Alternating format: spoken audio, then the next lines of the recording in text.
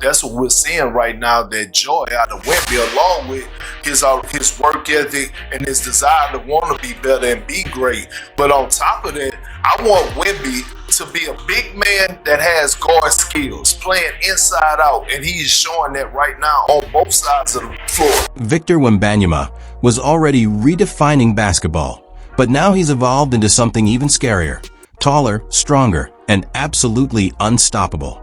The league's defenses have no clue how to contain him anymore.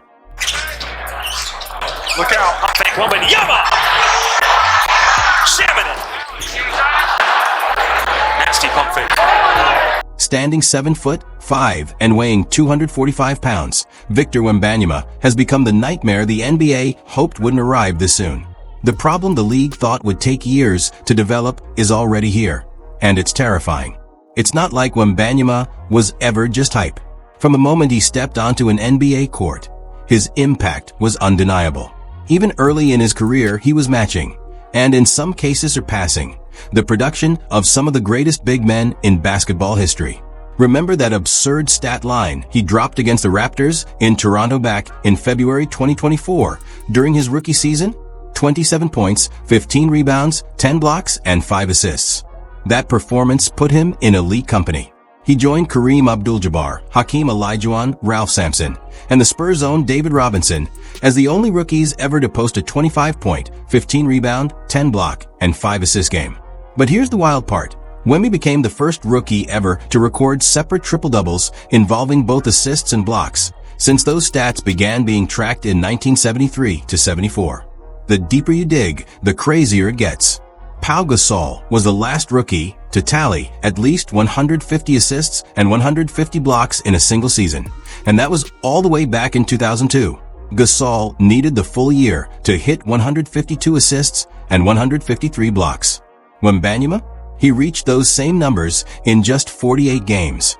The only rookie in NBA history to get there faster was David Robinson, another Spurs legend. And those weren't just rookie milestones. Wembanyama also became the first player in NBA history to record a triple-double with blocks and multiple made three-pointers in the same game, after going 2 for 4 from deep against Toronto. He didn't stop there. He was the first ever to post at least 75 made threes, 150 assists, and 150 blocks in a single season. Again, all of it in just 48 games. Unreal. Then came his second season, and somehow, he leveled up even more. Victor averaged 24.3 points, 11 rebounds, 3.7 assists, and a league-leading 3.8 blocks, all in only 46 games. His three-point percentage climbed to 35.2% on nearly 9 attempts per game, which would have ranked him top 10 in volume if he'd qualified. Despite playing barely half the season, he still led the entire NBA in total blocks with 176.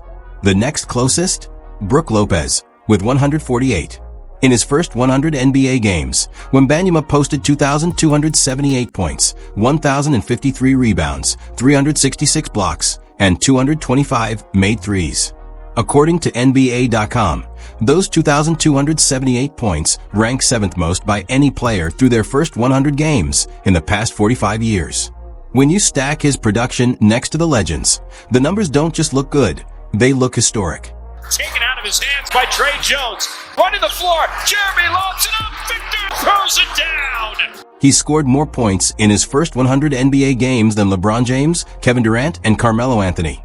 And at the same time, he's blocked more shots than Shaquille O'Neal, Dikembe Mutombo, and Hakeem Olajuwon. So what happens when you combine the scoring of a KD with the rim protection of Mutombo or an Olajuwon? Before Victor Wembanyama, that kind of player was purely theoretical. Now it's real. And here's the kicker. He's already made more threes at this stage of his career than Stephen Curry. Let that sink in for a second. A 7-foot-plus center, outpacing the greatest shooter of all time in early career three-point production. As terrifying as that sounds for the rest of the NBA, Wembanyama wasn't done growing, figuratively or literally. Right before Spurs training camp, his official height in socks was updated to 7'4", which means that on the court, in sneakers, he's running, dunking, and pulling up from deep at roughly 7'5". That's absurd, even by NBA standards. Maybe only Wilt Chamberlain ever owned the sky the way Wemby does now. In fact, Kareem Abdul-Jabbar is the only other player in league history to match Victor's combination of points, rebounds, assists, and blocks per game from last season. No one ever doubted what Victor could do with his height. The real question was always how he'd handle the NBA's physicality, the constant contact, the elbows, the grown man strength. Because let's be honest, Victor has always been on the lighter side. But this off-season, he attacked that head-on. Fans got their first glimpse of the new, stronger Wemby during the Spurs preseason intra-squad scrimmage. He picked up steam near midcourt, took one explosive hop at the foul line, and crashed straight into Luke Kornet's chest in the paint. Kornet, a legit 7 feet 2 inches, 250-pound big, went stumbling backward as Wemby powered through and finished with a two-handed slam. The crowd of 10,000 erupted as the unicorn turned into a battering ram. Even Kornet had to admit afterward, he's obviously gotten a lot stronger. He can honestly be a monster. That play wasn't just a highlight. It was confirmation of a brutal, violent off-season transformation. Wembanyama spent the summer building real NBA muscle. He trained one-on-one with legends like Hakeem Olajuwon and Kevin Garnett, hit the weight room relentlessly, and by his own admission, ate like it was a full-time job. On paper, the numbers sound modest. The Spurs now list him at 240 pounds, about 5 more than last season. But that's up nearly 25 pounds from draft night, when he hovered between 210 and 215. And whatever the scale says, the difference shows. Wembanyama is playing with noticeably more force, aggression, and intent. Just ask Luke Kornet. That one play, bulldozing through another 7-footer for a dunk, might seem small, but it sent a message to every big man in the league. Wemby isn't the one getting pushed around anymore. And it's not just his body that's changing. His entire game is evolving with it. His confidence, his training, his understanding of physicality. All of it points to a player ready to take another massive leap in the 2025-26 season. The scariest part? He's still only getting started. Pass the ball out to the corner. There you go. Getting to this point wasn't simple. Everything about Victor Wembanyama's transformation has been meticulously engineered around the unique demands of his 7'5" frame. Ever since that late growth spurt that redefined how he had to move, eat, train, and even think about his body, every step has been calculated. When he first entered the league, legitimate questions swirled about whether his frame could withstand the relentless grind of the NBA. 82 games, nightly collisions with 250-pound centers, back-to-backs, and cross-country travel. He answered those doubts in his first 2 seasons, until a new and completely unexpected challenge hit: deep vein thrombosis. At just 21 years old, with the basketball world at his fingertips, Wemby was suddenly forced to confront something few young athletes ever think about: his own mortality. One day, he was the league's most exciting young star. The next, he was sitting in a hospital bed, facing medical charts and long stretches of uncertainty. But Victor didn't waste time feeling sorry for himself. He made a choice. Before Spurs training camp opened, he made his mindset crystal clear. I'm so much more under control, and my conditioning has gotten so much better. But that comes at a price. What I've done this summer is world-class. Even in professional sports, I don't think many people have trained the way we trained this summer. Bold words, even by his standards. But he backed them up. So what exactly did he do? It started with the brutal defensive drills his coaches designed. Workouts built to break the average player. One, now nicknamed All Against Wemby, has already become Spurs folklore. In it, Wembanyama defends a one-on-one sequence against every player in the gym. One by one, his teammates attack him. And once he's faced them all, he sprints to the other end of the floor and does it again. No breaks. No coaching cues. No huddles. Just a conveyor belt of players trying to score on him while he fights through exhaustion. While his teammates caught their breath and regrouped between turns, there was only one guy who didn't get a second off: Wemby. When he calls his off-season training violent, he's not exaggerating. The All Against Wemby drill is the perfect example. Relentless, punishing, and designed to push him beyond what even elite pros would consider normal. At preseason media day, he put it bluntly: "This summer, I chose to do something much more violent. Maybe that takes away from some time I could have spent on shooting the basketball. But it doesn't matter. I wanted to get my body back." That quote hits differently when you remember what came before it. This was a player who had spent the spring in and out of hospitals, unsure of what his future even looked like. For someone who had built his life around protecting his body, preserving his rare generational frame, that was a cruel twist. Once doctors finally cleared him to travel again, he needed a total reset. So, he went as far from basketball as he could, literally and mentally. His journey to regain control began in China and Japan. In China, Victor trained at a Shaolin temple, practicing Chan meditation and Shaolin Kung Fu, ancient disciplines rooted in balance, breath, focus, and gratitude for life's smallest details. It wasn't about basketball. It was about rebuilding himself from the inside out. As Victor later explained, it makes you understand lessons that nothing else could have made me understand.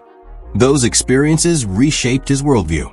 After a health scare that shook his identity, connecting with people and cultures centered on inner peace helped him rebuild the foundation he needed, not just as an athlete, but as a person.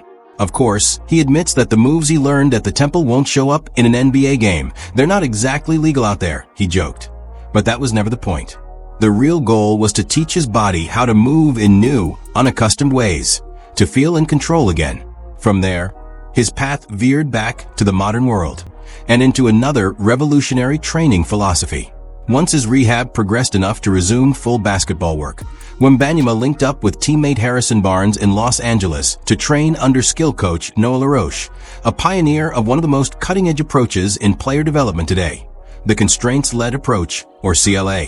Instead of repetitive, scripted drills, CLA is built entirely around game-like chaos. Every decision, every reaction happens live. No patterns, no pre-planned moves. The goal is to train the brain and body to constantly adapt, to search for the best possible solution in real time. When the player using that method happens to be a 7'5" phenom with freakish reach and coordination, that unpredictability becomes terrifying. If Victor truly learns to master the flow of basketball itself, the timing, the rhythm, the way one movement unlocks another, there might not be a defense in the league capable of stopping him. The CLA teaches players to see how actions naturally chain together, how one drive shifts a defense, how a rotation opens a passing lane, how a slight angle change can trigger a completely different solution. It's not about memorizing plays. It's about understanding the essence of basketball, playing with pure instinct and intelligence rather than rehearsed patterns. By the second week, Victor told LaRoche he could feel his body finally adapting, his rhythm returning, his confidence rising. As he let go of old habits and expectations, his movements became more natural, fluid, and powerful. And everyone who worked with him noticed the same thing, his discipline. Because for all his otherworldly gifts, the size, the coordination, the shooting touch, what truly separates Victor Wembanyama is that rare combination of unimaginable talent and unrelenting work ethic. He's not just a 7'5" anomaly anymore. He's becoming the blueprint for the future of basketball. But Victor Wembanyama is simply built differently. His habits are relentless, unshakable, and deeply ingrained. Early mornings, late nights, often both. He's the kind of player who doesn't need motivation. He is the motivation. His routine is ruthless, and his consistency has become legendary inside the Spurs facility. Two-a-days are his standard, not his exception. Trainers say Wemby was pushing through that schedule 5 or 6 times a week, a load that would wear most NBA players out before the weekend even hits. Now that training camp is underway, that same drive is shaking up the Spurs culture from the inside. Even veterans who hadn't seen him work behind closed doors before are realizing just how serious he is. Lindy Waters III, a new addition to San Antonio's roster, said it best. At his age, it's eye-opening to see somebody come in and demand excellence and demand greatness. He can't do that without putting himself on that pedestal and making sure that nobody can come at him and say anything. It's easy for him to demand that, and it makes me want to work harder. That's the thing about Wemby. He doesn't lead with words. He leads by example. There's a sense of awe when his teammates talk about his work ethic and open-mindedness. They've already seen him do things that defy physics, gravity-bending dunks, impossible blocks, sequences that look like CGI in real life. Physically, he's already shown them the impossible. But it's his discipline that leaves them speechless. Inside that locker room, Wemby isn't just trying to be great. He's redefining what great even means. His work has started to reset the expectations for everyone around him. As he said himself after the